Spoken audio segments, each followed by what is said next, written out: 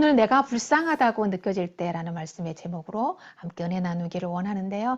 여러분, 혹시 여러분의 삶에 만족하십니까? 여러분의 삶에, 아멘. 네, 여러분의 삶에 불만족스러운 경험 몇 번이나 해보셨어요? 나는 왜 이렇게 불쌍할까? 내가 가장 불쌍한 것 같다는 생각을 해본 적은 없으십니까? 네. 있었습니다. 네. 네, 거의 대부분이 다 지금 반응이 없는 걸 보니까 나는 정말 암만 생각해도 너무너무 행복하고 너무너무 만족스러워서 정말 너무너무 만족하고 너무 행복하다라고 생각하시는 것 같아서 너무 좋습니다. 그런데 태어나면서부터 내 신분이 결정돼 버리는 시대가 있었습니다. 바로 조선시대. 조선시대에는 내 부모에 의해서 태어나면서부터 내 신분이 결정됐습니다. 그리고 인도도 지금 카스트 제도가 있어서 태어나면서부터 브라만부터 불가촉 천민으로 이 신분이 나눠져 버려서 평생 이제 그 신분으로 살아야 되죠. 태어나자마자 나의 의사와는 상관없이 평생 노비로 살아야 되는 운명이 있고, 또 태어나자마자 평생 빨래터에서 꾸정물에다가 무릎까지 발을 담그고 어깨가 탈골이 되도록 평생 빨래를 하면서 살아야 되는 그런 신분으로 정해져 버립니다. 정말로 감사하게도, 정말 감사하게도 우리나라는 기독교가 들어오면 120년 전에 우리나라에 기독교가 들어오면서 이 정말 반상의 제도가 없어지고 평등한 존재가 되었습니다. 이스라엘도 구약 시대에는 태어나면서부터 운명이 결정돼 버리는 지파가 있었습니다. 바로 레위 지파입니다. 이스라엘에는 12지파가 있었는데 그 12지파 중에 레위 지파는 태어나면서부터 남자는 바로 하나님의 것으로 구별이 되어서 평생 성막에서 봉사하고 사는 운명이 돼 버립니다. 그러니까 내가 뭐 자의에 의해서 싫든 좋든 운명이 레위인으로 태어나 버렸기 때문에 내 의사하고는 상관이 없이 그렇게 운명이 결정돼 버립니다. 자, 레위인의 자녀로 태어나면 25세가 되면은요, 하나님께 봉헌을 해요.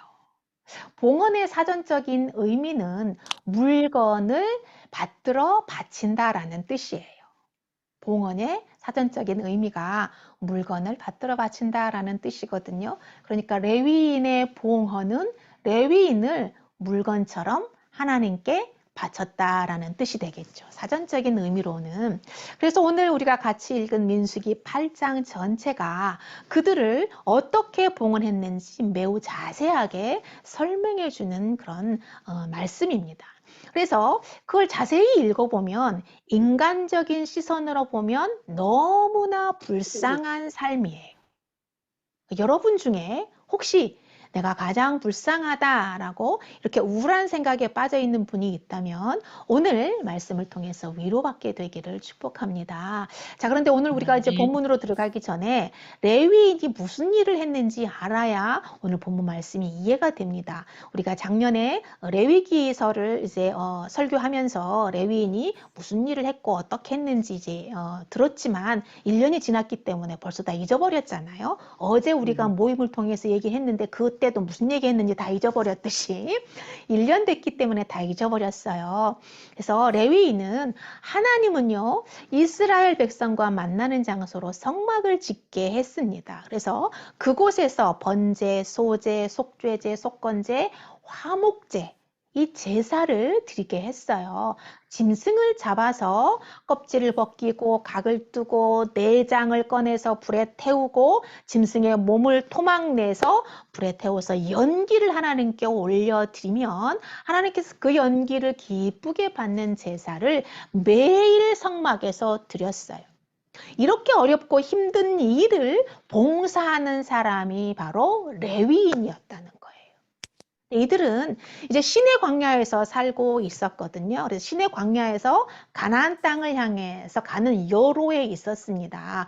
원래는 2주면 가나안 땅에 도착할 수 있는 가까운 거리였는데 이들이 이제 불순종하고 돌고 돌다 보니까 결국은 38년 동안 광야 생활을 한 후에 가나안 땅에 도착을 해요. 근데 이 레위인이 무슨 일을 했느냐면 성막에서 짐승을 잡고 그 힘들고 고단하고 고통스러운 일을 하는데 앞에서 본격적으로 돕는 일을 하면서 동시에 또 그들은 이동을 했거든요. 그 뜨거운 사막에서 이동을 할 때 성막의 성물들, 성막 안에 성물들이 굉장히 많거든요. 그 무거운 성물들을 다 어깨에다가 메고 이동하는 그런 일을 감당을 했기 때문에 가장 힘들고 어렵고 고통스러운 일을 레위인이 했다는 거예요.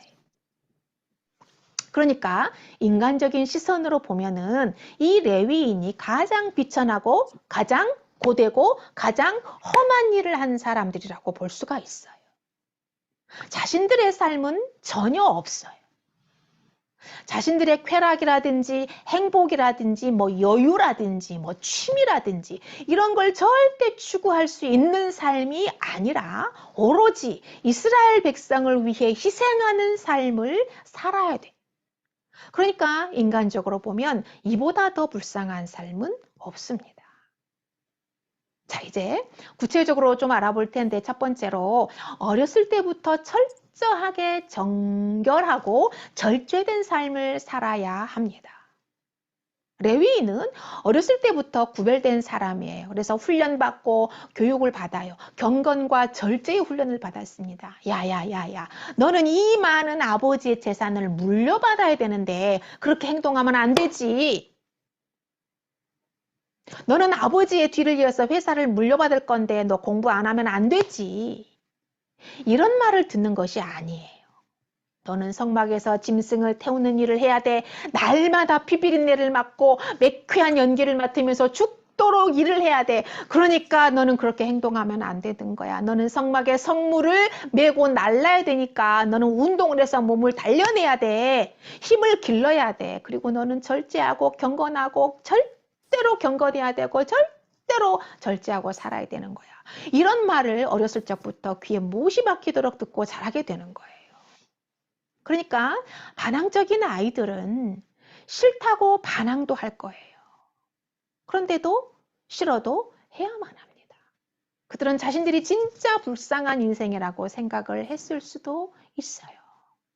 여러분, 나는 왜 이렇게 안 풀리나? 나는 왜 이렇게 불쌍하나? 이생망이야. 이생망이라는 말 아시죠? 이번 생은 네. 망했어. 이런 이게 이생망이잖아요. 이런 생각을 하고 계십니까? 레위인을 한번 생각해 보십시오. 그들의 삶에 비하면 여러분은 진짜 행복한 인생입니다.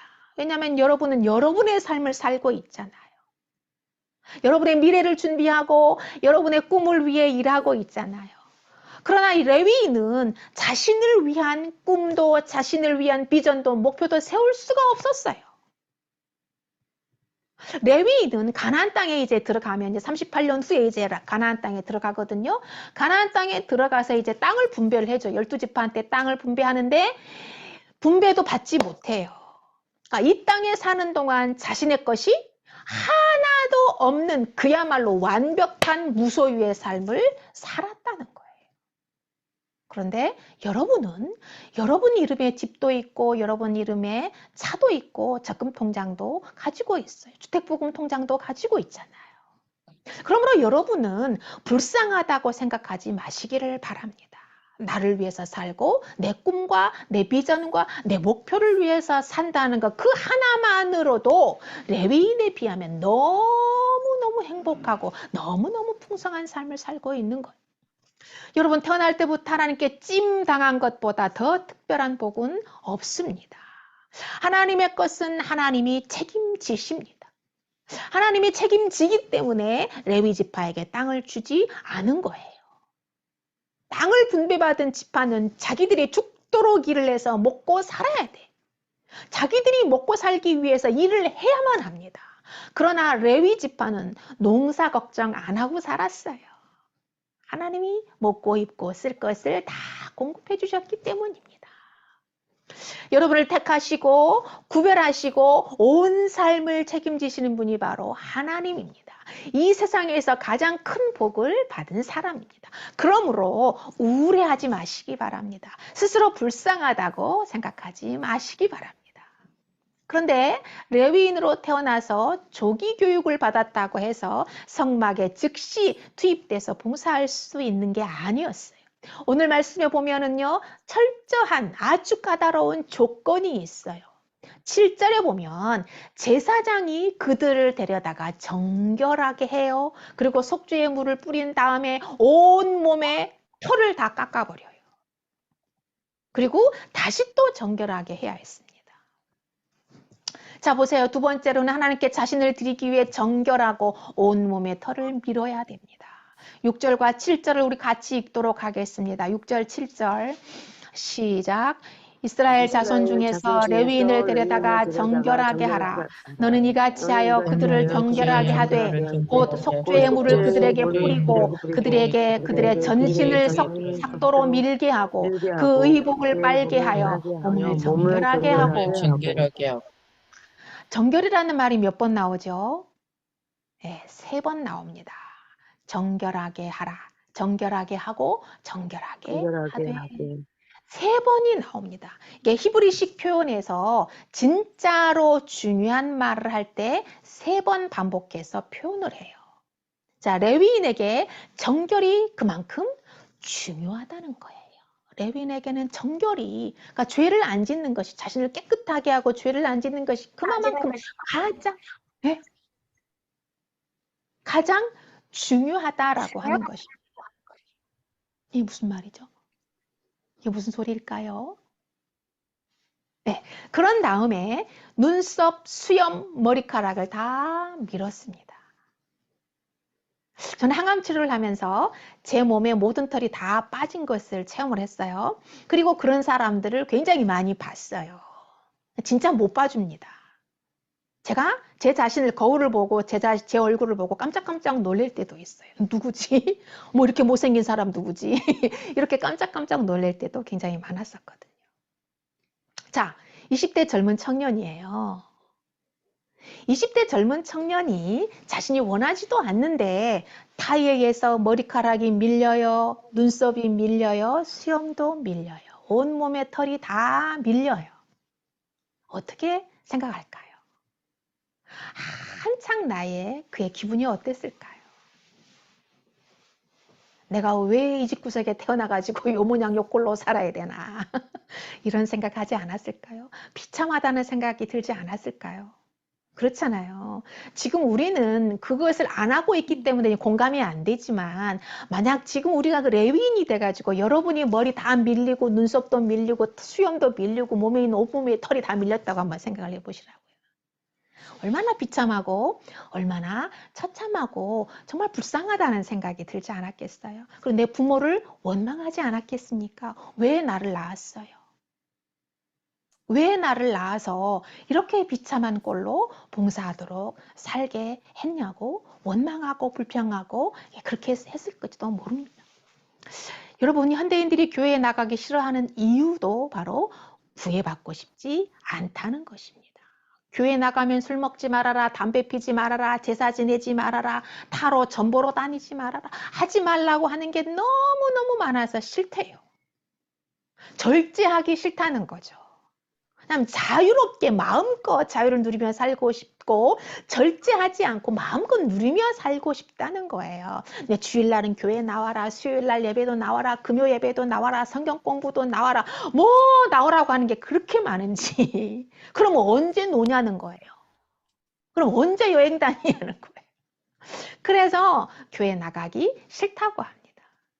그러면서 그들은 교회 다니는 것을 고난이라고 생각해요. 교회 다니는 사람이 이 세상에서 제일 불쌍하다고 말합니다. 여러분도 혹시 여러분이 내가 지금 교회 다니니까 불쌍하다고 생각하십니까? 내가 이 시간에 지금 어디 나가 있어야 되는데, 미팅하러 갔으면 되는데, 누구 지금 팔로우 하러 갔어야 되는데, 이런 생각 안 하시겠죠? 물론입니다. 여러분, 머리카락과 눈썹, 수염이 밀린 레위인은 그것을 수치스럽게 생각하고 또 성격이 예민한 사람, 외모에 신경을 많이 쓰는 사람은 내가 레위인으로 태어났다는 것 자체가 고난이라고 생각했을 수도 있다는 거예요. 레위인의 입장에서는. 여러분 중에 고난 중에 있는 분이 있습니까? 저 사람은 뭔 복이 저렇게 많아서 저렇게 편안하게 살까? 그런데 나는 왜 이러지? 나는 왜 이렇게 힘들게, 이렇게 고통스럽게 살아야 되지? 난 내 인생이 너무 불쌍하다라고 자학하는 분이 계십니까? 그러나 고난의 끝을 경험했던 다윗은 그가 지은 시에서 이렇게 고백을 해요. 시편 119장 71절 말씀, 굉장히 유명한 말씀이죠. 세번역 성경은 이렇게 말합니다. 고난을 당한 것이 내게는 오히려 유익하게 되었습니다. 그 고난 때문에 나는 주님의 율례를 배웠습니다. 공동 번역에는 이렇게 되어 있어요. 고생도 나에겐 유익한 일, 그것이 당신 뜻을 알려줍니다. 이렇게 되어 있습니다. 여러분, 한센인들 아시죠? 지금은 많이 없어졌지만 예전에는 한센인, 문둥병 환자들이 굉장히 많았죠.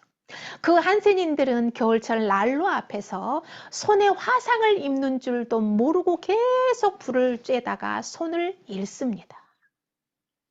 발에 동상이 걸린 줄도 모르고 계속 한 데서 일을 하다가 발을 잃습니다. 왜 그럴까요? 감각이 없으니까요. 문둥병 환자들은 감각이 없습니다.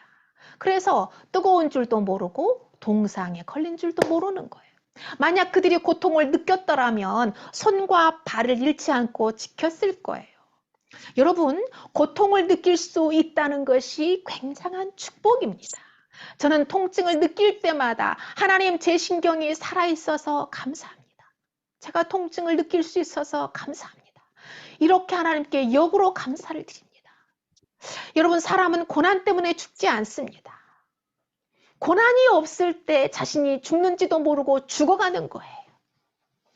여러분, 맷돌에 곡물을 넣고 빈 맷돌, 곡물을 넣지 않고 빈 맷돌을 돌리면 맷돌이 마모되지만 맷돌에다가 곡물을 넣고 돌리면 어떻게 될까요? 곡물이 곱게 갈려 나옵니다. 여러분, 고난은 여러분을 곱게 가는 맷돌입니다. 그래서 이 시대의 많은 성도들을 약하게 만드는 것은 힘들고 어려운 고난이 아니라 고난이 없기 때문이 아닌가 저는 생각을 해봅니다. 너무 편안하고 삶의 질이 너무나 윤택해졌기 때문에 신앙이 약해진다라고 저는 생각을 합니다. 야성이 있어야 됩니다. 하나님이 신약시대 레위 지파인 우리에게, 신약시대인 레위 지파인 우리에게 절제하고 정결하게 살도록 하는 이유는 우리에게 고통을 주려는 게 아닙니다. 우리가 고통당하는 것을 보면서 하나님이 즐기려는 것도 아니에요. 그렇게 살아야 우리의 영혼이 살고 우리의 삶에서 빛이 나가고 이 세상의 부패를 막는 소금이 생산되기 때문입니다. 세 번째로 이스라엘 백성을 위한 제물이 되어서 짐승처럼 흔들어 바쳐야 했습니다. 여러분 11절 말씀을 같이 읽어보도록 하겠습니다. 11절 말씀 읽겠습니다. 아론이 이스라엘 자손을 위하여 레위인을 흔들어 바치는 제물로 여호와 앞에 드릴지니 이는 그들에게 여호와께 봉사하게 하기 위함이라. 여러분, 이렇게 아론이 이 레위인을 주님 앞에 흔들어 제물로 바치기 전에 이스라엘 모든 백성이, 지난주에 제가 말씀을 드렸죠. 이스라엘 전체 인원이 200만 명이라고 제가 말씀을 드렸잖아요. 그 200만 명의 모든 이스라엘 백성이 레위인에게 와서 손을 얹고 기도를 합니다. 이건 무엇을 의미할까요? 자신의 죄를 레위인에게 전가하는 안수식을 한 거예요. 그러면 이 레위인은 이스라엘 모든 백성들의 죄를 짊어진 짐승, 제물이 되었다라는 것입니다. 얼마나 억울하고 얼마나 불쌍한 인생입니까? 내 죄 때문에 죽는 것도 아니고 이스라엘 모든 짐승들의 죄를 전가받은 짐승이 제물이 된 거예요. 그러면 이제 아론이 그 이스라엘 자손을 대표해서 레위인을 흔들어 바치는 제물로 여호와 앞에 드리는 거예요. 그러면 비로소 여호와 앞에 이제 봉사하게 되는 것입니다. 여러분, 봉헌의 뜻이 물건을 받들어 바친다라는 뜻이라고 했잖아요. 바로 이것입니다. 레위인을 하나님 앞에 흔들어서 봉헌했다라고 하는 것입니다. 레위인이 성막에서 하나님께 봉사하는 길은 멀고도 험한 길입니다. 내가 봉사하겠습니다. 예, 하겠습니다. 하면 봉사할 수 있는 것이 아니에요. 너무나 힘든 과정을 거쳐야만 하나님께 봉사할 길이 열렸습니다. 레위인은 200만 명 이스라엘 백성을 대표로 하나님께 봉사하는 사람이에요. 어려서부터 훈련받고 몸의 모든 털을 깎았어요. 그런 다음에 대제사장 아론이 레위인을 하나님께 흔들어서 제물로 바칩니다. 여러분, 레위인의 입장에서는 얼마나 부담스럽고 고통스러웠는지 모릅니다. 책상에 앉아서 펜대 굴리는 직업이 아니에요. 우리처럼 이렇게 컴퓨터 앞에 앉아서 일하는 직업이 아닙니다. 온종일 서서 허리 한번 펴지 못하고 중노동을 해야 하는 직업이에요. 그런데도 이렇게 힘들고 까다로운 과정을 거쳐야만 했습니다. 믿음이 없는 사람은 자신의 일생이 너무 비참하고 불쌍하다고 생각했을 것입니다. 제가요, 얼마 전에 광주에 가서 MK 미션 콘서트에 참석을 했었는데 선교사님의 자녀 가운데 한 청년이 유명한 S그룹에 합격을 했어요. 그런데 그 회사에 입사하는 것을 포기하고 그 그룹에서 받는 월급의 절반도 안 되는 선교사 자녀들을 지원하는 단체에 단사로 일하기로 결정했다는 이야기를 제가 들었습니다. 이유가 뭐냐? 돈을 위해 일하는 것보다도 가치를 위해서 일하는 것이 더 보람된 것을 깨달았기 때문이라는 거예요. 현대인들은 월급, 소득, 아파트 평수, 자동차 배기량으로 사람을 평가하고 비교하죠.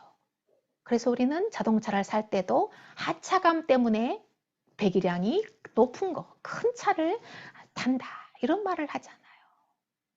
그래서 친구보다 소득이 낮으면 스스로 위축되고 불쌍하다는 생각을 합니다. 여러분, 하나님은 절대로 우리의 소득으로 평가하지 않습니다. 사람들은 우리의 자동차로, 아파트 평수로, 소득으로 평가하지만 하나님은 우리의 정결함, 우리의 헌신, 우리의 사역을 통해 평가하십니다. 저는 여러분이 돈을 위해 일하는 사람이 아니라 가치를 위해 일하는 아름다운 성도들이 되시기를 축복합니다. 영국 출신의 천재 찬송 작사가인 프란시스 리들리 하버갈은 찬송가 213장에서 이렇게 고백을 했어요. 나의 생명 드리니 주여 받아주셔서 세상 살아갈 동안 찬송하게 하소서.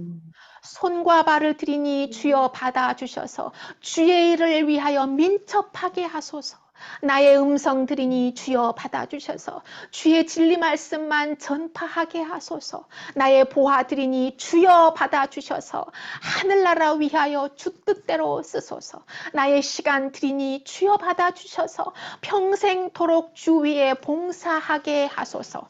여기 마지막 찬송가 가사 평생토록 주 위에 봉사하게 하소서. 영어 원문의 뜻은 오직 당신을 위하여 모든 것을 이라는 뜻입니다. 오직 당신을 위하여 내 모든 것을 주님께 드립니다 라는 뜻입니다.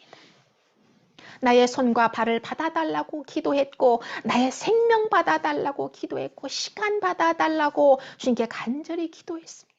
이 고백이 저와 여러분, 이 시대를 살아가는 레위 지파인 저와 여러분의 고백이 되기를 원합니다. 아멘. 네 번째로 레위인은 50살에 은퇴하고 일을 쉬어야 됩니다. 노후 부장이 안 돼 있습니다. 24절부터 25절, 26절을 읽도록 하겠습니다. 24절부터 26절입니다. 시작. 레위인은 이같이 할지니 곧 25세 25세 이상으로는 이상으로 회막에 들어가서 복무하고 봉사할 것이요. 50세부터는 그 50세부터는 그 일을 일을 쉬어 쉬어 봉사하지 아니할 봉사하지 것이나 아니할 것이나 그의 형제와 그의 형제와 함께 함께 회막에서 돕는 돕는 직무를 지을 직무를 것이요. 지킬 일하지 것이요 아니할 일하지 것이라. 아니할 너는 것이라는 레위인의 직무에 대하여 직무에 대하여 이같이 이같이 할지니라. 할지니라. 네, 25세에 이제 레위인 봉사할 수 있는 허락을 받고 5년 동안 인턴십을 거칩니다. 25세부터 바로 현장에 투입되는 게 아니에요. 5년 동안 30살까지 인턴십을 거친 다음에 30살부터 50살까지 20년 동안 죽도록 봉사합니다. 네, 3교대로 24시간 제사가 진행됐기 때문에 3교대로 일을 해야만 했습니다. 근데 50세에 은퇴해요. 50세면은 빠른 은퇴입니다. 그렇죠? 빠른 은퇴입니다. 왜 그랬을까요? 레위인들은 정말 고된 일을 했잖아요. 그러니까 빨리 은퇴하고 쉬도록 배려해 주신 거예요. 얼마나 힘들고 얼마나 고된 일을 했다는 것을 우리가 짐작할 수 있습니다. 50세에 은퇴하도록 배려를 해주신 거예요. 그러니 그들의 어깨가 성했겠어요? 그들의 무릎이 성했겠어요? 그들의 허리가 성했겠어요? 관절통, 류마티스, 허리, 관절 다 나갔겠죠. 비염도 있었겠죠. 하루 종일 그 짐승의 피비린내를 맡아야 되고 그리고 그 매캐한 연기를 계속 흡입하며 살아야 됐습니다. 그러니 질병도 많았을 거예요. 현대로 치면 그 모든 그 직업병을 달고 살았을 겁니다. 레위인이 이런 삶을 살았다는 거예요. 그런데 노부장은 전혀 안 돼 있습니다. 땅을 분배 안 해줬다고 했잖아요. 왜? 레위인은 하나님의 것이기 때문에 땅을 분배를 안 해줬습니다. 그러니까 은퇴하면 손가락 빨아야 돼요. 먹고 살 길이 막막합니다. 얼마나 불쌍합니까? 그런데 여러분 성경을 읽어보면요. 레위인이 굶어 죽었다는 기록은 한 군데도 없습니다. 하나님의 것이니까 당연히 하나님이 책임지셨습니다. 레위인의 은퇴는 우리가 이해하는 것처럼 완전히 손을 떼고 등산 다니고 색소폰 배우러 다니고 그림 배우러 다니고 노래 배우러 다니고 춤 배우러 다니면서 쉬는 게 아니었어요. 오늘 말씀에 보면 힘을 쓰는 일은 하지 않지만 이제 힘드니까 질병도 걸리고 직업병에 걸려 있으니까 힘든 일은 이제 하지 않지만 리더로서 20년 노하우가 있는 리더로서 이제 어린 레위인들을 교육하고 코치하는 코칭 스텝으로 일을 했다라는 것을 본문을 통해서 우리가 알 수 있어요. 여러분, 하나님의 사람은 하나님이 책임지십니다.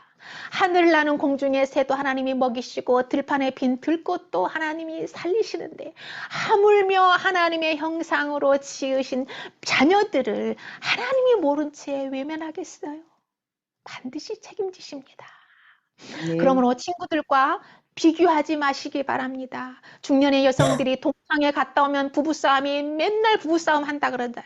부부싸움하고 이혼한다 그러죠. 왜냐하면 친구하고 비교하기 때문에 그런 거예요. 쟤는 학교 다닐 때 공부도 지지 못했는데 웬 복이 많아가지고 저렇게 좋은 잘 나가는 남편 만나가지고 떵떵거리고 사나. 나는 이 모양 이 꼴이야 막 이러면서 동창회 갔다 와가지고 부부싸움하고 심지어 이혼까지 한다고 그러잖아요. 비교하니까 그러는 거예요. 비교하니까.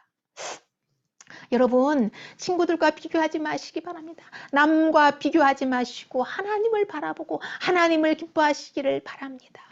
저와 여러분은 신약의 레위 지파입니다.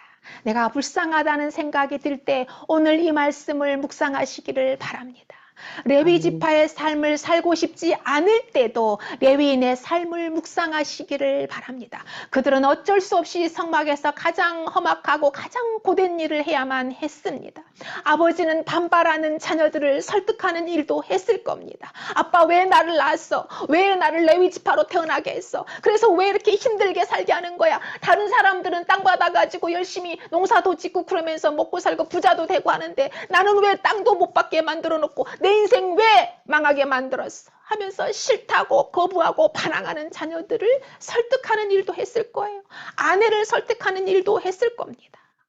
이것이 레위인 가장에게는 가장 무거운 짐이었습니다. 다른 지파의 가장에게는 없는 너무나 무거운 짐이었습니다. 그러나 그들이 할 수 있도록 하나님께서 그들의 마음을 만져주시고 그들의 삶을 만져주셨습니다. 그랬기 때문에 성막의 제사가 원활하게 돌아갔습니다. 레위인의 삶은 인간적인 시선으로 보면 가장 불쌍한 삶이었어요. 하지만 가장 복된 삶이었습니다. 가족들의 순종과 가족들의 도움 없이는 불가능했을 것입니다. 목회자의 삶을 불쌍한 시선으로 바라봅니다. 그래서 요즘 현대 젊은이들은 목회의 길을 가지 않으려고 해서 지금 해마다 신학교가 심각한 미달 사태가 되고 있습니다. 부모들도 자녀가 목회자가 되겠다고 하면 극구 말리는 시대입니다. 목회자의 길이 결코 쉽지 않고 가족들의 순종과 기도와 눈물의 기도와 도움 없이는 절대로 불가능한 길입니다. 여러분, 그럼에도 가장 아름답고 복된 삶이 목회자의 삶입니다. 저는 목회자로 살아가는 지금이 그 어느 때보다 가장 행복하고 가장 아름답고 가장 즐겁다고 저는 고백을 합니다. 여러분, 레위인으로 살아가는 것이 불쌍한 삶이 아니고 행복한 삶이라고 선포하는 저와 여러분 되시기를 축복합니다. 목회자만 레위인의 삶을 사는 것이 아니고 신약 시대에 우리가 왕 같은 제사장이라고 했습니다. 그러므로 우리가 레위인의 삶이고 우리 모두가 제사장의 삶입니다. 그러므로 여러분 모두가 기쁘고 행복한 삶으로 주님께 영광 돌려드리는 복된 레위인들 되시기를 예수 그리스도의 이름으로 축복합니다. 아멘. 아멘.